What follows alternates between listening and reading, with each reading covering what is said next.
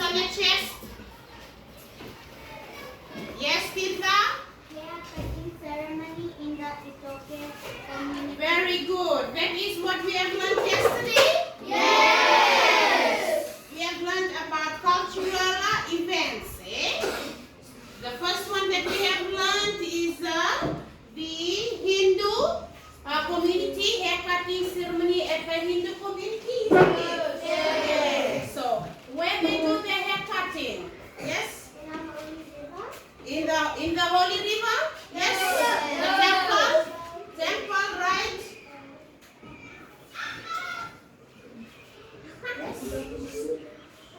So in the holy river, in the temple, and other special places, isn't it? Yes. Right. So as I have said, it depends.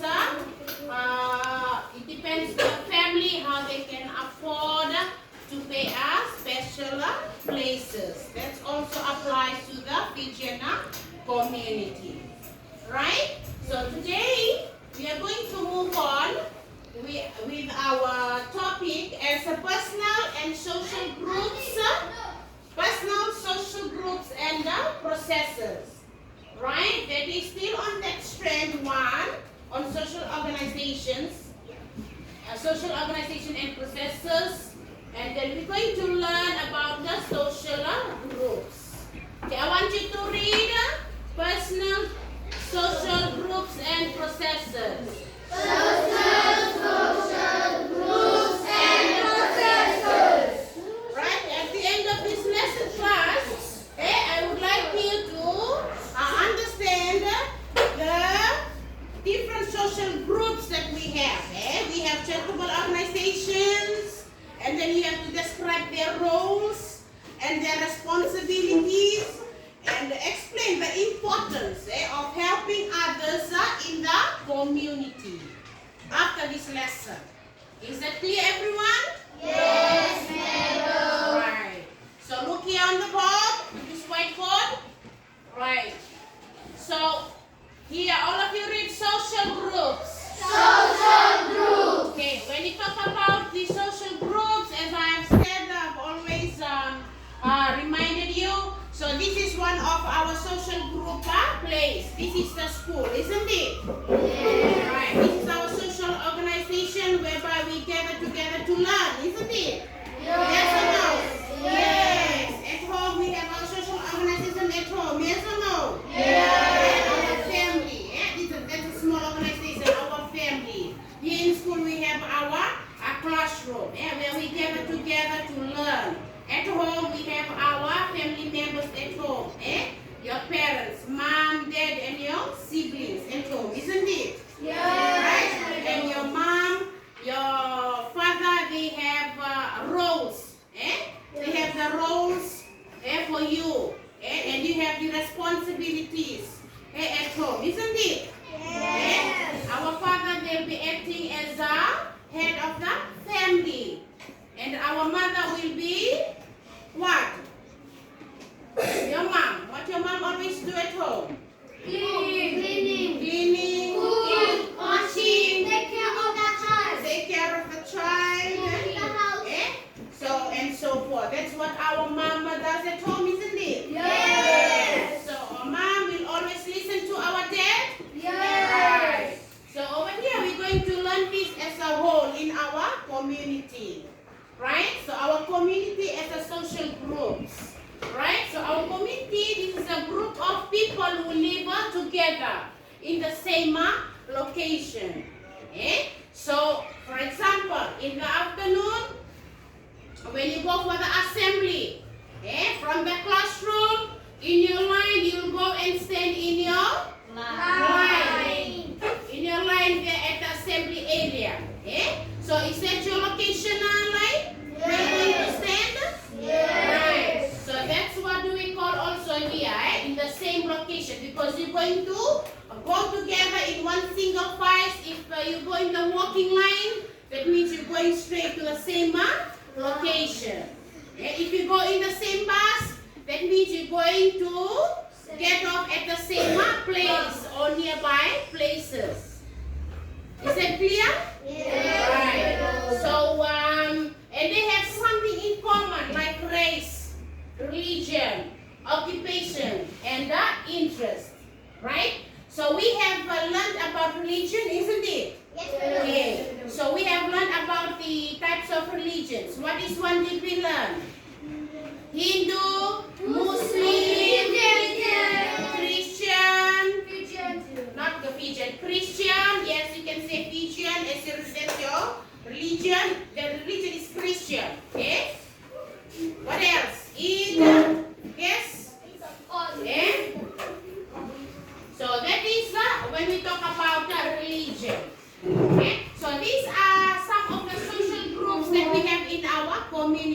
our village. And we have the Muslim, the mosque there. Yes or no? We have the temple around here. Yes. We have the temple here. We have the church there. Eh? Yesterday we have covered these, the special places. Eh? The special places, the temple, the church, mosque, the school, hospital, and the beach, where we used to gather. Our social places. Understood? Yes. Right. So same that same applies to here. When we gather together as a group in the community, and also occupation. When we talk about all of you, occupation. Occupation. Occupation. Occupation. Occupation. Occupation. Occupation. OCCUPATION.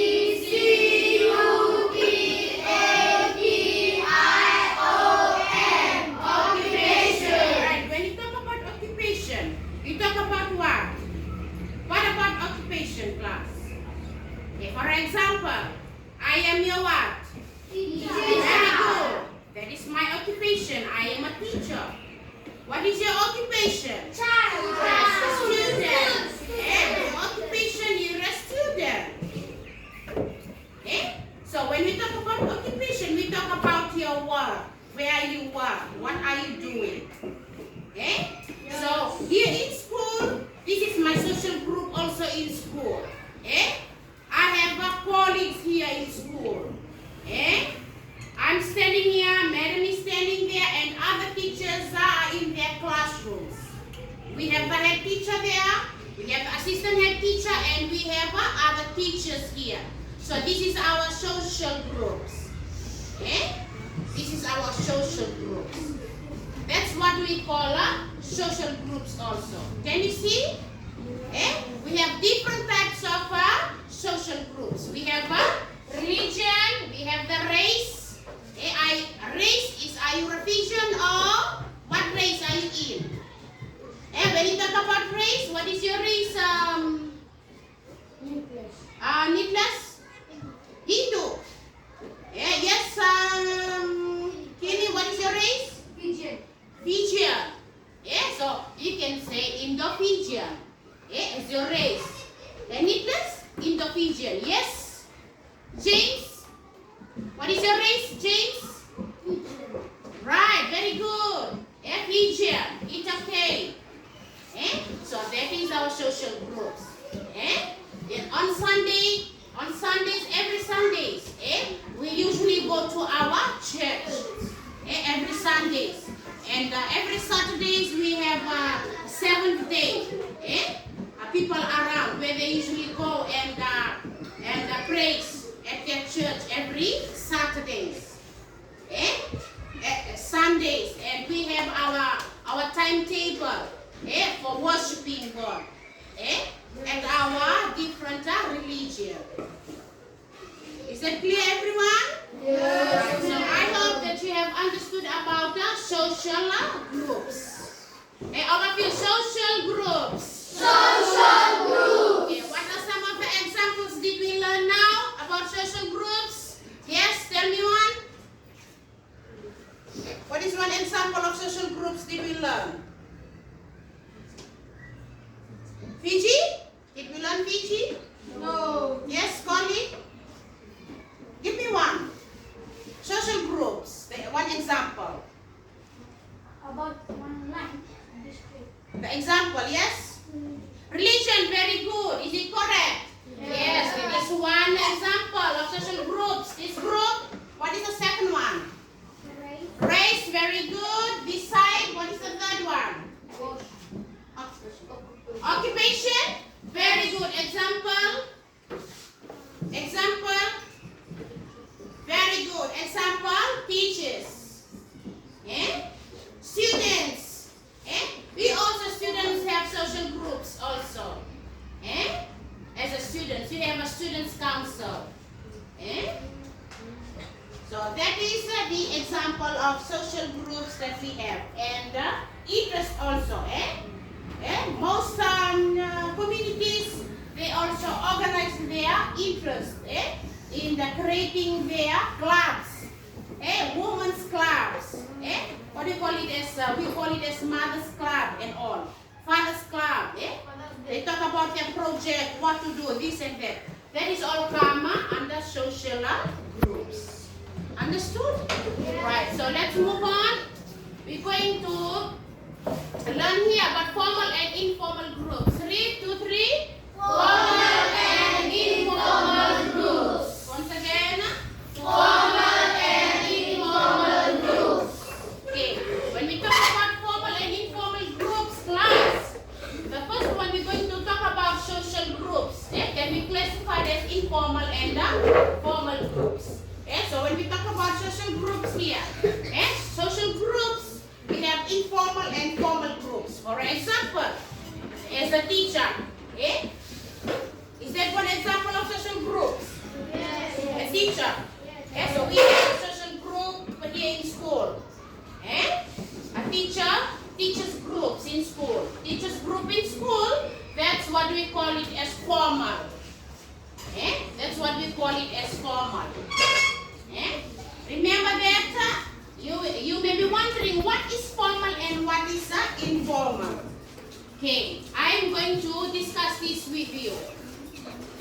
For example, in this class, your class is a formal group, isn't it? While your duty group could be informal. Right? Let's put it this way. Remember, on Tuesday, we had a class counseling. Especially our first day of school. We always remind you about your behavior. How you discipline yourself. How you following the rules, the school rules and the classroom rules. And what I have reminded you that day, the first point is your dress code. Yes or no? Right, your uniform. Right? Okay, Avia, look back. Okay, can you look at the Tirta? Is she wearing the same uniform? Yes, Avia? Yes. Ronak and Nicholas wearing the same uniform? Yes. So it's the boys and the girls. They're wearing the same uniform. So that means uniform means the same. Means the same. That's what we call it as formal. Yeah, formal. You can't wear outings. To school. Can you wear outings to school? No. You cannot wear outings to school.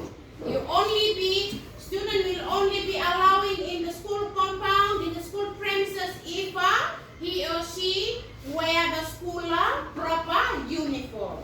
That's what we call it as formal. That is why we have been addressing this to you every day for you to dress like a school students. School students, you wear a proper uniform from your hair to your toes. If you have the long hair, you have to plait your hair into two for long hair. And if you have short hair, you should comb your hair properly. Wear the uniform, clean uniform, and your belt and your school sandals. That is why your group here in this classroom, we call it as a formal group. We call it as a formal group. And also the second example, listen here. And the second example is the teachers. Can you see how we are dressing every day? Also in school? Do we wear something else? Normally we wear skirt for the ladies, and we wear top. It's formal. Yes or no? So that is formal. Because we are coming to work every day. We are coming to see you every day. You wearing your nice uniform, and we also wearing our nicer suit every day. That's why we call it as a formal groups.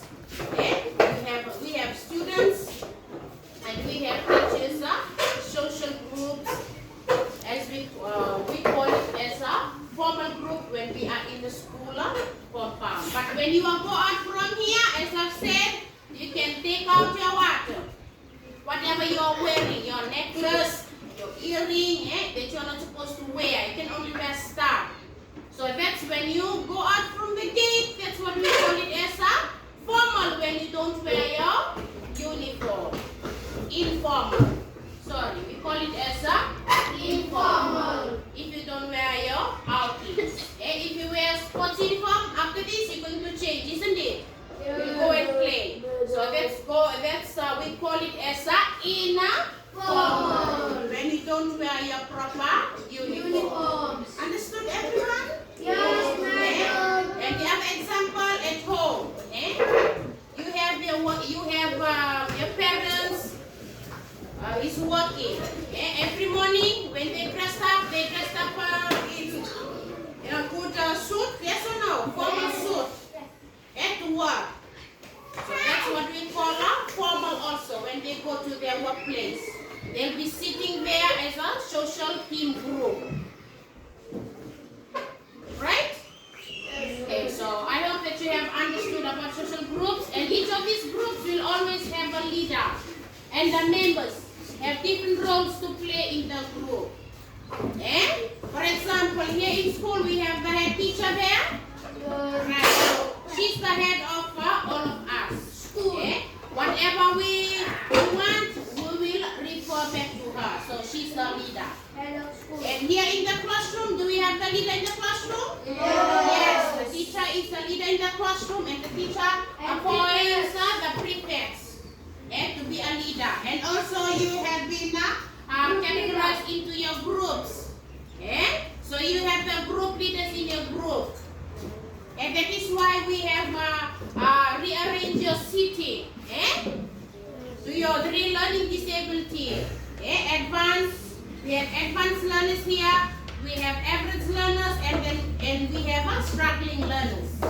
That is why we have put you the advanced learners in the middle, in the middle of your groups, of your friends, so that you can help each other. Am I clear?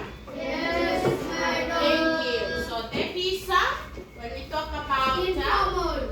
a formal. That's formal group. Sitting in the classroom, this is formal. Outside wearing your sports uniform, that's informal. When you go to church, wearing the proper sulu to go to church, that is formal. Going to worship God. Understood, everyone? Yes, madam. So at home we have our leader at home. We have our parents at home. Our father is the head of the family. That's what here. And they have the roles to play. Yes, Avia? Understood? Okay, let's move on. Here is charitable organization. All of you, charitable organization. Charitable organization. Charitable organization. Charitable organization. Spell charitable organization. C-H-A-R-I-T-A-B-L-E. Charitable. Charitable. Organization.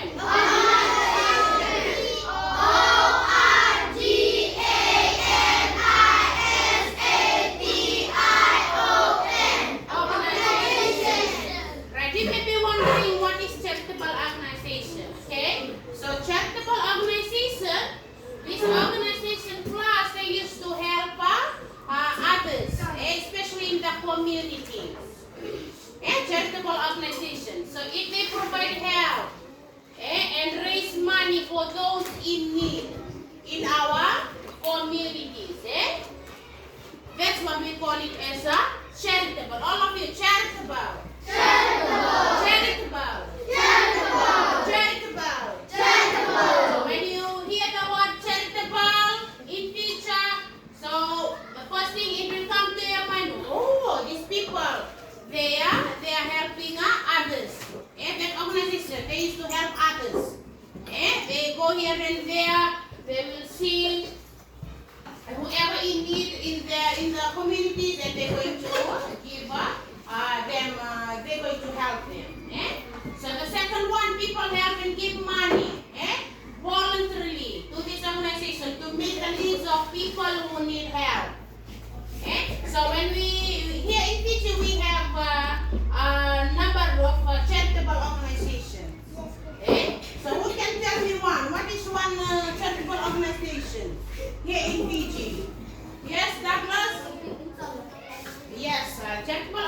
organization help each other. That organization is to help others who in needs in the communities. What is the example?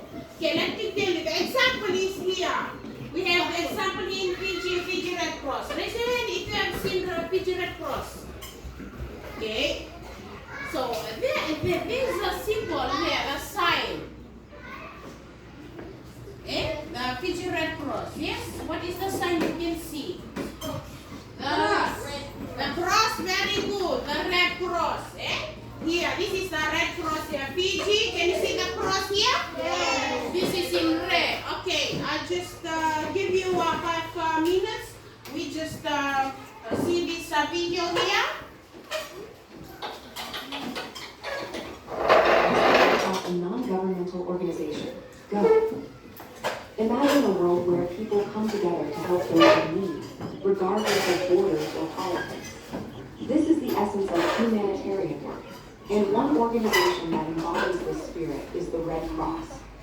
Founded in 1863, the Red Cross has played a significant role in providing assistance during times of crisis, whether due to natural disasters, armed conflicts, or health emergencies. To understand if the Red Cross is classified as a non-governmental organization, we must first define what a non-governmental organization is. A non-governmental organization is typically a nonprofit group that operates independently from any government, focusing on various social, political, or environmental issues. These organizations relying on donations, volunteers, and sometimes grants to fund their activities. The Red Cross operates in many countries around the world, providing services.